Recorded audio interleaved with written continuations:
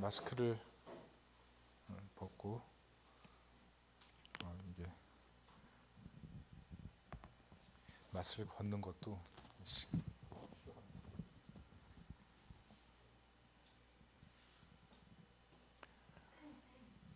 네, 우리 옆 사람들에게 인사할까요? 당신의 아침 햇살입니다. 네. 기쁨과 즐거운 삶의 원리라는 제목으로 말씀을 전하겠습니다. 어버이날을 맞이해서 우리 박진환 시인이 쓴 사랑법이라는 시를 잠깐 조금만 읽어드리겠습니다. 어머니는 평생 우산을 받쳐 들고 계셨다. 살아계신 동안 어머니의 계절엔 비가 오고 있었기 때문이었다. 비는 우산을 적시고 어머니는 늘 비에 젖고 계셨으나 우리는 한 방울도 비에 젖지 않았다. 무엇인가 비 아닌 다른 것이 우리를 적시고 있었다. 우산 속에서도 젖어버린 그것은 눈물이었다. 비 대신 우리는 눈물에 젖고 눈물은 가슴에 스며 봇물 같은 것으로 출렁이고 있었다. 오늘 어버이 주일인데요. 이 시를 제가 읽어보면서 그런 생각했습니다. 자신은 비를 맞으면서도 자녀들에게는 비를 맞지 않게 하려고는 어버이의 마음, 그것을 다시 한번 생각해 보게 됐습니다. 이 어버이가 사실 자녀 키우면서 눈물을 흘리는 날 많잖아요. 그런데 그 눈물까지 우리 자녀들이 보고 배우면서 자라는 거죠. 그러면서 그 사랑을 생각하게 되는 것 같습니다. 세상을 살다 보면 우산이 되어주는 사람들이 별로 없죠. 그만큼 사랑이라는 것이 어렵습니다.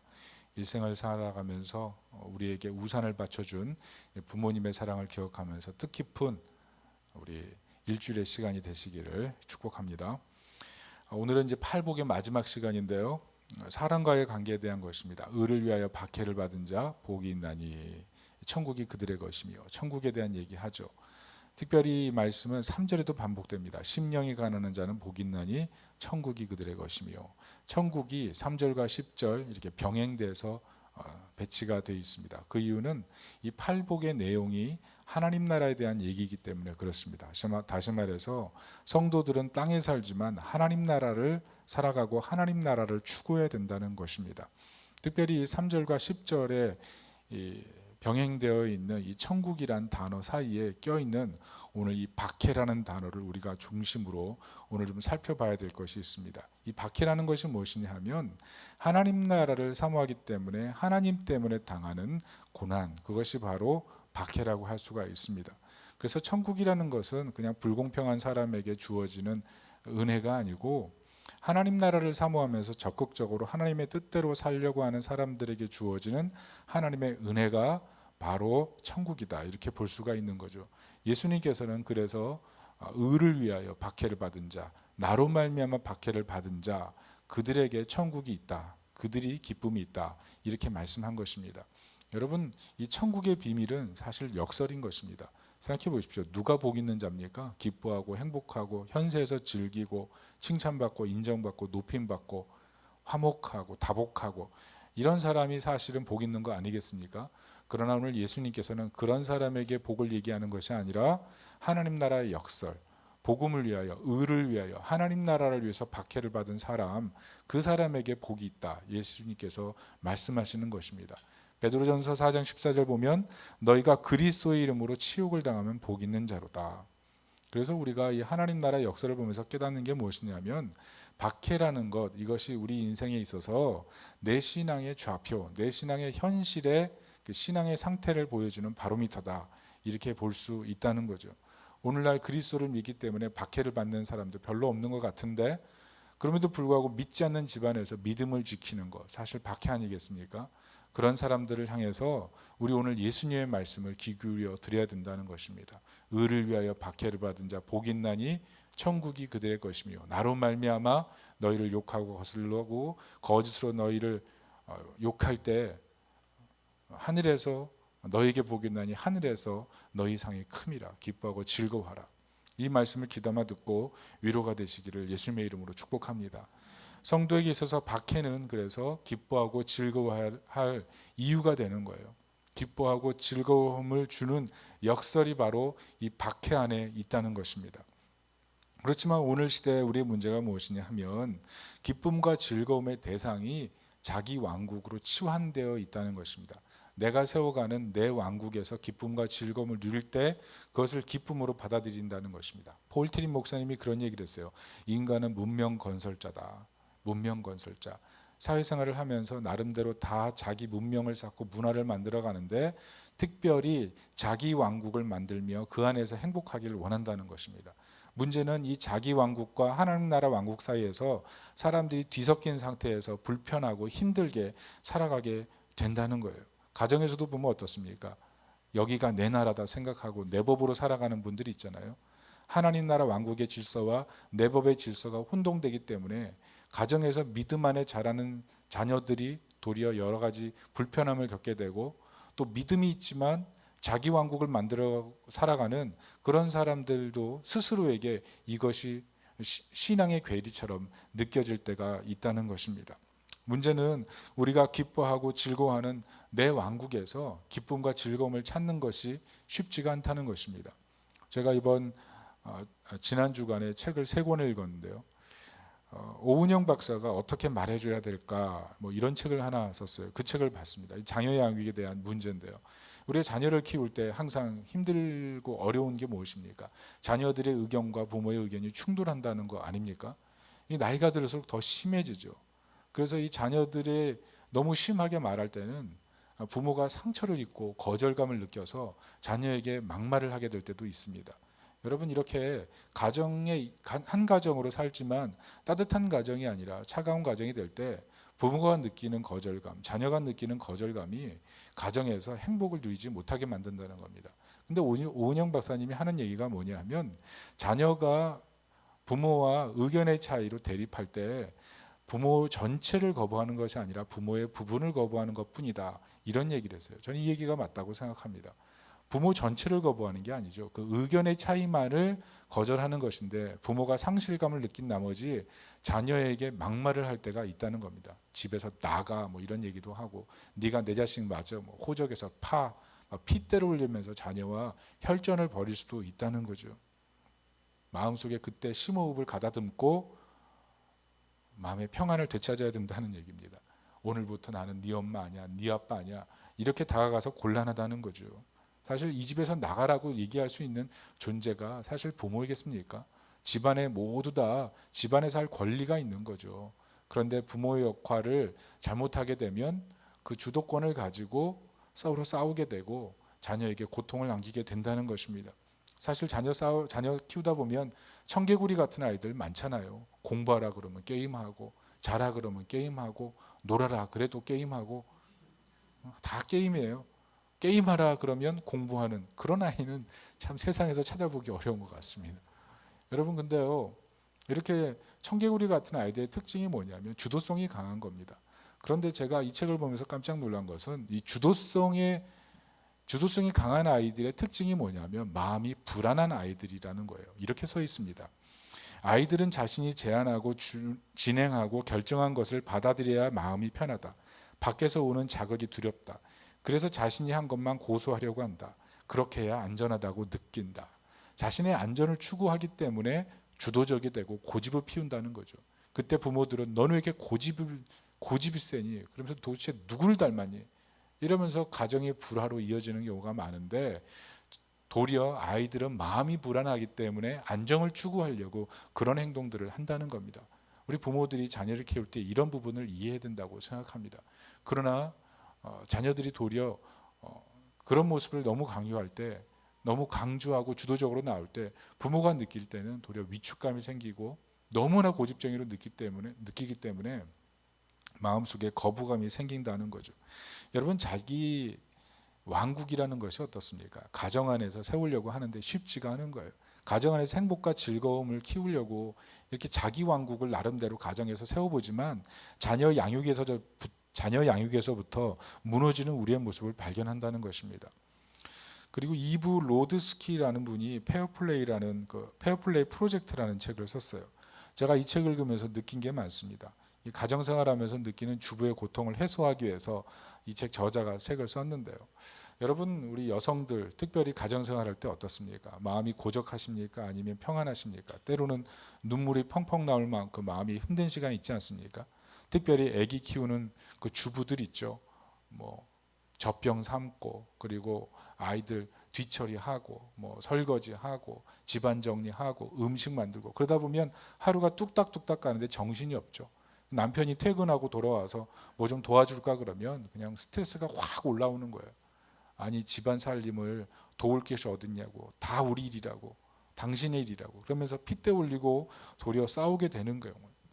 그런데 제가 이 책을 보면서 알게 된 사실은 여성들은 남편이 도와준다고 할 때 사실은 뭘 도와달라고 얘기해야 될지 모를 만큼 마음이 분주하다는 거예요. 스트레스가 가득 쌓인 상태라는 거예요. 그냥 제발 뭐라도 해줬으면 좋겠다는 마음이지 원래는 공격할 마음이 그렇게 있지는 않다는 겁니다. 문제는 남편이 그 얘기 듣고 쭉 집을 돌아보면 남편의 눈에는 도울 일이 안 보인다는 거죠. 그래서 결국 아무 일도 안 하게 된다는 겁니다.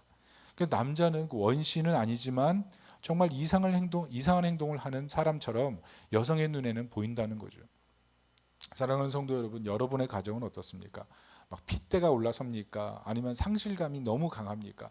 아니면 정말 지금 부부라고 살지만 부부간의 애정은 하나도 없는 상태로 살고 있지는 않습니까? 이번 주에 지난주죠. 빌 게이츠와 머린다 게이츠가 25년의 결혼 생활을 종지부를 찍지 않았습니까?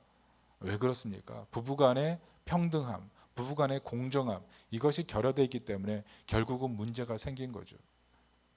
이 책 저자도 그렇습니다. 부부간의 이 공정함이 사라졌기 때문에 100장의 카드를 만들어서 서로 가정생활을 서로 나눠보자는 거예요.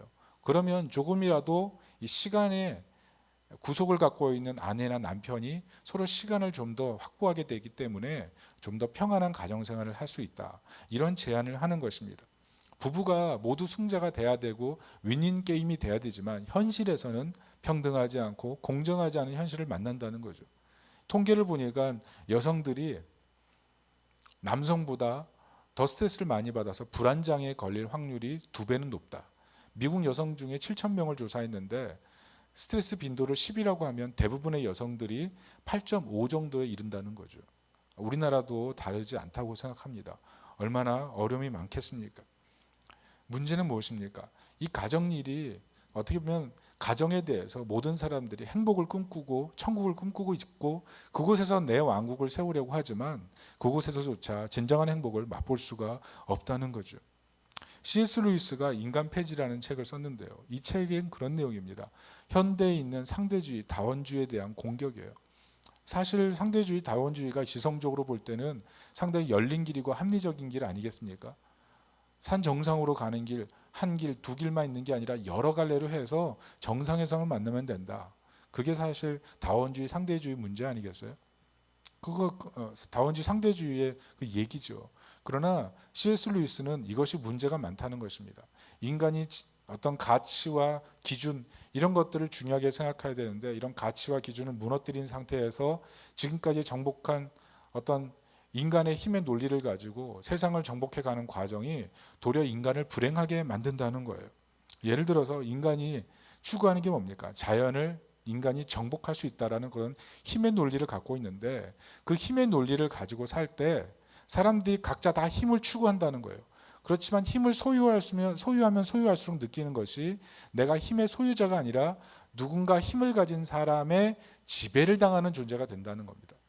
그래서 특별한 소수 외에는 모두 다 힘에 있어서 객체가 되어버린다는 거예요.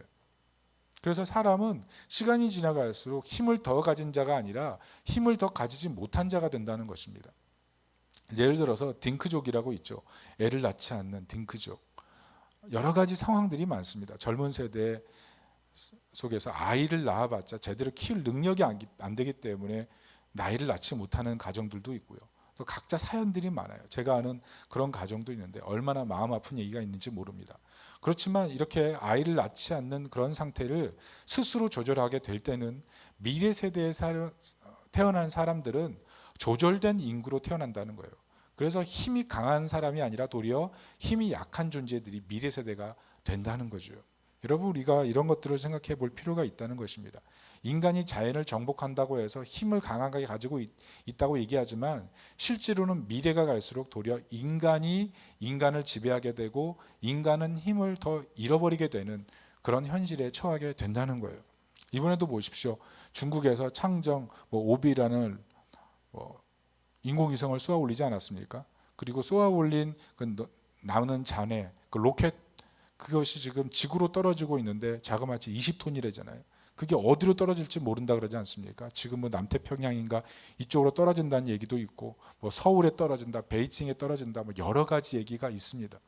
여러분, 미래 세대를 우리가 정복하고 다스리고 뭔가를 만들어가고 있지만 그것이 과연 행복을 주느냐? 도리어 불안을 야기한다는 거예요. 4차 산업혁명의 최종 끝판도 결국은 휴머노이드 아닙니까? 인간과 기계를 접합한 새로운 인간형. 그게 인간의 미래라는 거예요. 그래서 인간은 자기가 원하는 대로 세상을 만들어 가지만 결국 인간이 인간을 정복하는 그런 사회가 열린다는 겁니다. 특별히 최고 결정권을 가지고 있는 힘 있는 사람들이 이 사회의 기준이라 도덕이나 가치 같은 것들 무시하면서 어떤 결정을 내린다고 할 때 과연 어떤 결정을 내리겠느냐 하는 거예요. 여러분, 도덕이 없고 가치가 없고 기준이 없고 사회 전통을 무시하면서 어떻게 어떤 의로운 결정과 올바른 결정을 내리겠습니까? 그 사람이 결정을 내릴 수 있는 것은 그냥 즉각적인 감각과 즉각적인 감정밖에 없는 거예요. 그래서 우리의 미래가 그런 주도권을 가진 사람들의 우연의 결정에 의해서 열린다는 것입니다. 그래서 C.S. 루이스가 하는 말이 뭐냐면, 극단적인 이상주의를 가지고 합리를 추구하는 인간이 만들어낸 결과는 비이성적인 태도들이 나온다는 거예요. 그래서 오늘날 현실에 보면 이성적이라고 하는 사람들이 도리어 충동적으로 행동하는 그런 모습들을 사건 사고에서 보지 않습니까? 인간이 세상을 정복한다고 하지만 사실은 지금 사회를 보면 인간이 인간을 재료로 하는 그런 투쟁들이 끊임없이 세계 곳곳에서 오늘도 사회 지면을 지배하고 있다는 것입니다. 결국 인간이 무시하는 어떤 공통된 가치가 굉장히 중요하다는 거예요. 하나님의 존재, 도덕, 결혼, 성, 이런 여러 가지 요소들이 굉장히 중요한 사회 가치라는 것입니다. 그런데 이성적으로 합리적이라는 이름으로 지성적인 것으로 우리가 받아들이다 보면 도리어 사회를 굉장히 고통스럽게 만든다는 거예요. 그래서 C.S. 루이스가 하는 얘기가 뭐냐면, 우리가 이런 사회를 만들어가다 보면 결국 도착하는 것은 지옥 그 자체라다. 지옥 그 자체다. 그 얘기를 하더라는 것입니다. 여러분 보십시오. 자기 왕국을 세우려고 하는 많은 사람들, 가정을 통해서, 자녀 양육을 통해서, 사회를 통해서 이상을 꿈꿨습니다. 그런데 정말 기쁨과 즐거움이 있습니까? 여러분이 원하는 기쁨과 즐거움이 있습니까? 여러분이 원하는 가정입니까? 여러분이 원하는 자녀입니까? 여러분이 원하는 직장입니까? 여러분이 원하는 사회입니까? 내가 원하는 기쁨을 정말 이 현실에서 누릴 수 있습니까? 현실은 우리로 하여금 갈수록 그렇지 못한 현실을 바라보게 만드는 거예요. 너무 기쁨이 없는 거예요. 너무 즐거움이 없는 거예요. 기쁨을 그렇게 그렇게 추구하는데 추구하면 추구할수록 돌아오는 기쁨의 양의 빈도가 너무 약하다는 것입니다. 그런데 오늘 성경이 예수님을 통해서 얘기하는 게 무엇입니까? 하나님 나라가 있고 그 안에 영원한 기쁨과 즐거움이 있다는 거예요. 하나님 나라가 의와 평강과 희락이라 그러지 않습니까? 오늘 예수님께서 뭐라 그러시냐 하면, 의를 위하여 박해를 받은 자는 복이 있나니 천국이 그들의 것입니다. 나로 말미암아 너희를 욕하고 박해하고 거짓으로 너희를 거슬러 모든 악한 말을 할 때는 너희에게 복이 있나니 기뻐하고 즐거워하라. 기쁨과 즐거움의 복, 그것이 바로 하나님 나라에 있다는 것입니다. 그리고 하나님 나라를 추구하며 하나님 나라를 위해 살아가는 사람은 이 기쁨과 즐거움의 원리 속에 인생을 진정한 행복 속에 살아가게 된다는 것입니다. 하나님 중심성의 하나님 나라, 거기에 기쁨과 즐거움의 원리가 있다는 것입니다. 구약에 있어서 대표적인 사람이 느헤미야 아닙니까? 예루살렘 성 재건할 때 얼마나 어려움이 많았습니까? 그러나 하나님 나라를 재건한다는 마음을 가지고 살았을 때 느헤미야 8장 10절이 얘기하는 게 무엇입니까? 여호와로 인하여 기뻐하는 것이 너희의 힘이니라. 하나님 중심성, 하나님을 중심에 두고 인생을 살려고 할 때 거기서 많은 어려움과 시련이 있었지만 도리어 놀라운, 세상이 알지 못하는 기쁨을 마음에 담고 모든 어려움을 건너뛰며 승리했다는 그 고백을 한다는 것입니다. 여러분, 느헤미야서를 잘 보면 인간 중심성과 하나님 중심성의 대결의 현장인 것을 볼 수가 있어요. 하나님 중심으로 하나님 나라를 세우려고 하는 사람과 예루살렘을 짓지만 그 안에서 자기 의를 추구하고 자기 만족을 추구하고 의를 버리고 세상의 유익을 쫓는 사람들이 분명히 대립되지 않습니까? 느헤미야서가 얘기해 주는 게 무엇입니까? 누구에게 과연 최종적인 기쁨과 즐거움이 있는가? 그 얘기를 보여주고 있다는 것입니다. 성경이 말씀하고 있는 것은 리더십, 세력, 연줄, 세상적인 안정, 만족, 이것이 느헤미야를 지킨 것이 아니라 하나님 중심성으로 하나님 나라를 건설하려고 하는 그 느헤미야에게 하나님이 보호벽이 되시고 하나님이 기쁨과 즐거움을 주셨을 때 느헤미야가 승리할 수 있었다. 이 얘기를 해주고 있다는 것입니다. 여러분, 우리가 이런 하나님 나라의 복을 누리는 하나님 백성이 되시기를 예수님의 이름으로 축원합니다. 그런데 복음이 무엇입니까? 복음이 무엇이냐 하면 하나님이 이 기쁨의 선물을 우리에게 값없이 선물하셨다는 거예요. 그것이 골로새서 1장 13절부터 14절 말씀입니다. 우리 다 같이 읽어보겠습니다. 시작. 그가 우리를 흑암의 권세에서 건져내사 그의 사랑의 아들의 나라로 옮기셨으니 그 아들 안에서 우리가 속량 곧 죄사함을 얻었도다. 여러분, 사람은 뭐라고요? 문화건설자예요. 문명건설자예요. 폴트리 목사님 말이 맞습니다. 그런데 문제는 우리가 문명건설을 하고 자기 왕국을 세워가면서 내가 왕이 되려고 하는 거예요. 내가 가정에서도 내가 왕이 되고 직장에서도 내가 왕이 되고 뭘 하든지 내가 왕이 되고 내가 주도권을 가지려고 하고 결국은 뭐예요? 내가 다 가지려고 하고 내가 다 모든 것을 하려고 하는 내 마음대로의 마음이 있다는 겁니다. 결국 누구의 말도 안 듣는 거예요. 내 고집대로 내 생각대로 내가 원하는 방식대로 다 하려고 하는 마음, 그게 인간이 가지고 있는 마음인데 그 마음을 가지고 살 때는 결코 행복할 수 없다는 거예요. 그 주도권을 가지고 가는 상태가 하나님 나라가 결코 될 수가 없고 자기 왕국이고 C.S. 루이스가 말하는 것처럼 지옥 그 자체가 돼버린다는 것입니다. 인간은 이 자기 왕국에 벗어날 능력이 없는 거예요. 매 순간 문화 건설을 하고 매 순간 내가 원하는 왕국에서 기쁨과 즐거움을 찾으려고 하는 상태가 바로 인간이고 오늘 골로새서 말씀처럼 흑암의 나라라는 거예요. 그런데 복음이 무엇이냐면 하나님께서 그리스도를 통해서 흑암의 나라에서 하나님 나라로 우리를 순간 이동시켰다는 것, 자리 이동을 시켜버렸다는 것입니다. 그래서 우리는 이 암흑의 상태에서 영원한 해방과 벗어남을 얻게 된 것이에요. 그런데 그 방법이 무엇이냐면 바로 아들의 죽음이라는 것입니다. 아들의 십자가라는 것입니다. 놀라운 점이 무엇이냐면 예수님께서 누구를 위해 죽으셨냐 하면 자신을 박해할 사람들, 그 사람들을 위해 죽으셨다는 거예요. 여러분, 지난 한 주간, 두 주간 동안 매스컴을 다 봐서 아시겠지만 한강에서 아들을 잃어버린 그 아버지 얘기, 많은 사람들의 마음을 울리고 있지 않습니까? 이번에 5월 8일 날 기자가 인터뷰를 했는데 이런 얘기를 했어요. 아들의 존재 자체가 내 인생에는 큰 선물이었다.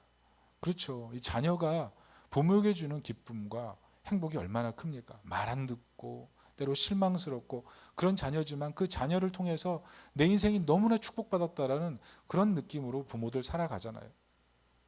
그런데 예수님께서는 자신을 핍박하고 자신을 죽일 그 존재들을 위해서 자신을 내어주신 거예요. 하나님께서는 너무나 소중한 독생자시지만 그 독생자를 핍박과 박해 가운데 전혀 로열티 없는 그런 사람들에게 내어주는 그런 선택을 했다는 거예요. 더구나 하나님의 나라에 대한 소중함을 전혀 모른 채 내 나라만 중요하다고 똥꼬집 부리는 그런 사람들, 그런 사람들에게 하나님께서는 자신의 아들을 양도하셨다는 거예요. 어떻습니까? 예수님께서는요, 이 세상에 와서 사람들이 누리려는 기쁨과 즐거움을 진정 얻을 수 없다는 사실을 알려주신 건 아니게요. 그래서 예수님이 가지고 계신 진정한 기쁨과 즐거움을 우리에게 선물하시기 위해서 자신을 내어준 사건, 그게 바로 십자가라는 것입니다. 히브리서 12장 1절은 이렇게 얘기하고 있습니다. 뭐라고 얘기합니까? 같이 한번 읽어볼까요? 시작. 그의 앞에 있는 기쁨을 위하여 십자가를 참으사 부끄러움을 개의치 아니하시더니. 왜 예수님께서 인간을 위해서 이렇게 십자가에 못 박힙니까? 그 앞에 있는 영광스러움을 보셨기 때문에 그래요. 그 앞에 있는 영광스러움. 장차 하나님이 십자가 넘어 성도들에게 주실 그 영광을 바라보았기 때문에 예수님께서 끝까지 십자가를 참으시고 자신을 학대하고 핍박하고 자신을 고통스럽게 하는 그 사람들이 자신에게 준 수치를 다 참으면서 견뎌내셨다는 거예요. 그래서 성도들은 그 예수님을 바라보면서 믿음을 지키고 하나님 나라의 영광스러운 백성으로 이 땅에 박해가 있음에도 믿음을 지키고 견디게 된 것입니다. 특별히 그게 히브리서 말씀을 우리 방금 전에 읽었는데요. 사도행전 5장 41절엔 이렇게 말씀이 기록되어 있습니다. 같이 한번 읽어보겠습니다. 시작. 사도들은 그 이름을 위하여 능욕받는 일에 합당한 자로 여기심을 기뻐하면서 공회 앞을 떠나니라. 사도들도 예수님께서 자신을 흑암의 권세에서 하나님 나라로 옮겨주신 이 은혜를 생각하면서 자신들이 누릴 장차 하나님 나라의 그 영광을 생각하면서 지금 능욕을 받는 것을 아무렇게 생각하지 않았다는 거예요. 도리어 합당하게 생각하고 장차 바라볼 그 하나님 나라를 생각하면서 기뻐하고 즐거워하면서 위기를 이겨냈다는 것입니다. 스데반은 어떻습니까? 사도행전 7장 55절을 보면 같이 읽습니다. 시작. 스데반이 성령이 충만하여 하늘을 우러러 주목하여 하나님의 영광과 및 예수께서 하나님 우편에 서신 것을 보고, 말로 할 수 없는 하나님의 영광을 자신을 핍박하는 사람들 사이에서 발견한 거예요. 그 영광을 발견했기 때문에 순교하는 것을 아낌없이 감당했다는 것입니다. 자는 듯이 그렇게 하나님 나라 가지 않습니까? 그래서 우리 성도들, 초대교회에서 고통받고 신음하던 많은 성도들이 순교의 길을 영광스럽게 갈 수가 있었던 거예요. 왜요? 비교할 수 없는 하나님의 영광을 우리 성도들이 다 믿고 보았기 때문에 그 길을 갈 수가 있었다는 것입니다. 그래서 의를 위해 당하는 박해는 성도들에게 기쁨과 즐거움이 되는 거예요. 그것이 진정한 명예가 되는 거예요. 이 땅에서 사실 수치당하고 뺏기고 어려움 당하고 예수 믿는 것 때문에 때로 손가락질 당하고 여러 가지 어려움 당할 때도 있잖아요. 그런데 그럼에도 불구하고 그 가운데서 그것을 다 뒤집어 쓰면서 믿음을 지키고 살아가는 그것이 사실은 예수님의 명예였고 오늘날 우리 성도들이 가지게 되는 영광스러운 명예라는 것입니다. 그 명예를 가진 사람들은 이 땅에서 박해를 당할지라도 그 박해를 박해로 여기지 않고 도리어 하나님 나라를 바라보면서 기쁨과 즐거움으로 살아가게 된다는 것이죠. 오늘 특별히 예수님께서 뭐라고 그러십니까? 너희 전에 있던 선지자들도 이같이 박해하였느니라. 이 말씀이 무엇이냐면 너희가 만약 의를 위해서 박해를 당한다면 하나님이 신원해 주셨던 그 선지자들과 똑같은 명예의 반열에 세워주시겠다는 거죠. 마태복음은 뭐라 그럽니까? 의를 위하여 박해를 받은 자는 복이 나니 천국이 그들의 것입니다. 이 말씀을 왜 기록했을까요? 이미 그 당시에 박해를 받으면서 고통을 당하는 성도들이 이미 진정한 명예의 자리에 들어섰고 기쁨과 즐거움을 누리고 있다는 것입니다. 여러분, 우리가 이런 믿음의 자리에 설 수 있기를 예수님의 이름으로 축원합니다. 말씀의 결론을 맺습니다. 미국의 위대한 설교가 윌버 체프만 목사님이 계세요. 이분이 청년 목사일 때 굉장히 가난하고 힘들었던 것 같습니다. 목회 사역지에서 사역하고 있는데 어느 날 어머님이 위중하다는 그런 연락을 받았어요. 그런데 너무 멀리 계시기 때문에 도저히 자신의 그 현금 상태로는 갈 수가 없는 거예요. 주일날 장로님이 나와서 목사님의 어머니의 위중한 상태를 알려주고 성도들에게 기도를 부탁했습니다. 목사님은 갈 수 없는 상황이기 때문에 마음이 너무 근심이 됐어요. 그때 어떤 성도가 밤에 몰래 찾아와서 뭘 주고 가더랍니다. 근데 그게 열어보니까 백지수표인 거예요. 그래서 물어봤어요. 뛰어나가서. 아니 이런 걸 주면 어떡합니까? 그랬더니 목사님 여비 걱정하지 마시고 잘 다녀오십시오. 그래서 무사히 잘 다녀왔다는 그런 얘기가 있어요. 그런데 목사님이 다녀오고 나서 설교를 했는데 이런 말씀을 하셨습니다. 우리 성도를 통해서 백지수표를 받고 잘 다녀왔습니다. 그런데 하나님께서도 금액을 기입하지 않은 엄청난 수표를 주시면서 우리에게 말씀하십니다. 그것이 빌립보서 4장 19절입니다. 그러면서 말씀하신 거예요. 우리 다 같이 한번 읽어보겠습니다. 시작. 하나님이 그리스도 예수 안에서 영광 가운데 그 풍성한 대로 너희 모든 쓸 것을 채우시리라. 여러분 이 말씀 믿으십니까? 사랑하는 성도 여러분, 우리가 인생을 살면서 많은 고난을 당해요. 그러나 하나님이 풍성한 영광 가운데 우리에게 채워주시는 분이십니다. 그런데 만약 정말 그 하나님이 우리 하나님이고 아들을 우리 위해서 아낌없이 보내신 하나님이라면 하나님 나라를 위해서 의를 위해서 핍박을 견디고 박해를 견디고 있는 그 사람이 하나님을 의지하고 십자가를 의지하여 하나님 바라본다면 그 사람에게 어찌 참 기쁨과 만족을 주지 않으시겠습니까? 여러분, 박해는 우리로 하여금 세상이 알지 못하는 기쁨과 즐거움을 가져오는 천국의 보증수표인 거예요. 믿음을 지키고 이 기쁨과 즐거움을 누릴 수 있는 하나님 백성이 되시기를 바랍니다. 혹시라도 자기 왕국에 만족하고 있는 분이 있습니까? 내 왕국, 내게 기쁨을 주는, 나에게 기쁨을 주는 그것에 매몰돼서 그것을 인생의 전부처럼 생각하고 그것을 놓치지 않으려고, 뺏기지 않으려고 하고, 지금 예배 드리면서도 여전히 내 왕국, 내 왕국, 내 왕국, 거기에 붙들려서 아무렇게나 그냥 전혀 변화되려고 하지 않는 그 마음 가진 상태로 그냥 있지는 않습니까? 여러분, 자기 나라에서 벗어나셔야 됩니다. 내가 세워서 내가 행복을 누리려고 한 그 나라에서 벗어나고 예수님께서 옮기신 하나님 나라에 들어가서 그 하나님께서 주시는 기쁨과 즐거움으로 만족하고 살아가려고 할 때 진정한 행복과 진정한 기쁨을 누릴 수가 있는 것입니다. 그리스도 예수 안에서 우리에게 이루어주신 그 하나님 나라에 들어갈 때 진정한 기쁨과 만족을 누릴 수가 있는 것입니다. 이런 은혜 속에 들어갈 수 있기를 예수님의 이름으로 축원합니다. 아멘. 우리 이 시간 우리 찬양 하나 하면서